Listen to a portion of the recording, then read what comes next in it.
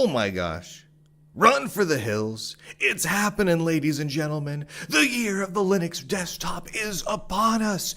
Linux market share, according to StatCounter, global StatCounter, is over 4%. And is probably bupkis. I hate to break this to you because I know. Good news. You like good news. You like good news. I want to see Linux market share through the roof. We all want to see Linux market share through the roof. Anything that takes market share away from Microsoft and Apple can't be all that bad, right? But here's the problem. This probably isn't actually real. These market share stats probably are nowhere near real. Now, if they were, if Linux market share really did rise up to 4%, I mean, look at that. Look at those numbers right there. That's amazing. That puts Linux at almost twice Chrome OS, which is also based on Linux. You add those two together, you got over 6%. And shoot, you throw in some of that unknown, and some of that unknown's probably kind of Linuxy too. This is just for desktop market share, by the way. I mean, shoot, it's climbing up there. And if it really went from 3 point something to 4 point something, well, that may be just like, oh, that's 1%. Who cares about 1%? But here's the thing. We're talking about an increase in millions of users at that point. And this is measuring web users, people who are using web browsers, that where their web browsers report their user agent as being based on Linux desktop-based operating systems. And if we really did gain in traditional desktop Linux systems, millions of new users over the last month, 2 months, 3 months, that is astronomically huge. That's huge for the independent software industry. That's big news for hardware makers. That's big news for everybody. The gaming industry, holy smokes. I mean, the ramifications here are gigantic because realistically, in order to have a thriving third-party software development ecosystem, you don't need to have 90% market share. But when you're down in the 1, 2, and 3% market share, every percentage gain you get is life-changing, right? Because we're talking about millions of new users coming in, millions of potential clients and customers. Oh my gosh, the difference could be huge. The problem is that we've seen this before. This has happened actually several times before. Linux, according to many of these stat countering systems, not just this one, but others as well, has gotten over the 4% mark multiple times. And every single time, for those of you who have been around for, a decade or two covering this sort of thing like I have, you've seen this go up and you get really excited. And then a month, 2 months later, a little quiet announcement, yeah, that was an error in data collection, or yeah, we were adjusting based on other factors, and it's not really that, and then they go back and quietly adjust it, and that 4 suddenly becomes 2.6. This is just a common thing that happens. Let's look at this for a second here, because what we're seeing here is the market share for statcounter.com. I've used this one many times myself, and it's good to give us an overtime stats. Well, let's move over to netmarketshare.com. Okay, here's netmarketshare.com. And let's zoom in here. Let's see if you guys can see this here. Hold on a second. There we go. I'm going to scroll down here, and I'm going to hover over. It currently shows Linux desktop market share at 1.9%. Now, which one is accurate? They both measure kind of some of the similar data, but realistically, neither of them is probably spot on.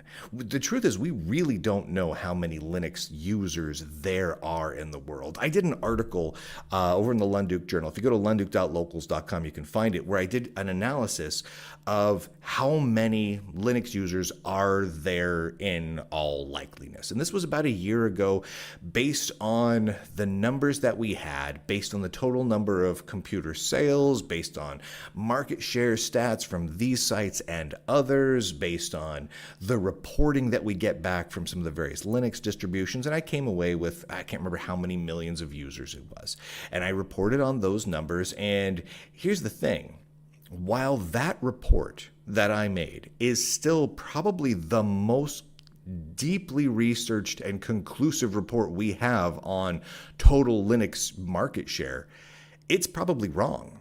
This is the thing, is finding the data of how many Linux users are out there is incredibly difficult and is not going to get better anytime soon, because most of the Linux distributions and Linux companies that make a distribution, if they make money off of it, they don't report their total user base, right? Canonical is tight-lipped about how many actual installations, active updating installations of Ubuntu exists. Same realistically with Red Hat, and Red Hat's publicly traded, but how many Fedora installations are there? They get a little cagey about it. Look over at SUSE and OpenSUSE. How many installations do we have for OpenSUSE? Well, actually, they're a little bit more reliable about some of it, but even their numbers, which are fairly in-depth, are more than a little suspect. And that's coming from someone, I should point out, that used to sit on the board of directors for OpenSUSE and used to work for SUSE. So I know how it all works. And it's more reliable than most, but it's still not great. So that's the best we've got. We don't got much. We really, truly just don't have a lot in the way of real numbers. So going back over here to these, the statcounter.com, is that 4% number? Is that real? Probably not. Probably not. If it were, I'm going to be honest with you, that is a big deal. Now, is that year of the Linux desktop big? No, it's not. But it is a big deal in terms of the overall size of the software ecosystem. That's a positive growth. That's a huge, huge mammoth jump. Did that really happen? When you look out there in the world, do you see all of a sudden millions and millions and millions of new spontaneous desktop Linux users, not Chrome OS users, not Android users, but desktop Linux users? Do you see that out there right now? No, you don't see that. That is not happening. If you look out there at businesses, small businesses, medium-sized businesses, in terms of Linux desktop adoption, that's not happening. If you look out there at the relative traffic to, say, Linux-based media, whether it's online written publications, YouTube channels, podcasts, are we seeing a sudden surge of millions and millions of new enthusiasts? No, we are not. Are we seeing any sort of correlating number increases over on, things like Steam? No, not that match this. No, we're not. So in all likelihood, this number is likely an error, an anomaly, a glitch in the system. And I hate to be the bearer of bad news, but that's simply the way it is. So there you have it. Is desktop Linux at 4% market share? No. Is it at 2 or 3% market share? Most likely around there. There have been many arguments, and there are decent arguments to be made, that many Linux systems report as operating systems other than Linux in order to get better compatibility with certain websites. That is true. There are also a great many systems that hit web servers that are more headless systems, and those count in the numbers significantly, even though they don't really reflect total number of users. Like, for example, one sysadmin could be administering a cluster of 50 headless machines that do hit web servers with a user agent of Linux on a regular basis, which adds to this number, makes that one person look like 50. So in this case, are we really talking about percentages of users? Not really, because we're comparing total numbers of user agents on Linux, but which could be headless, and that really isn't the same for the OS 10 side of things. So Mac OS systems, there's a whole lot less headless Mac OS servers out there. Those are more active users, and how do we know that? Because we're nerds and we know these things.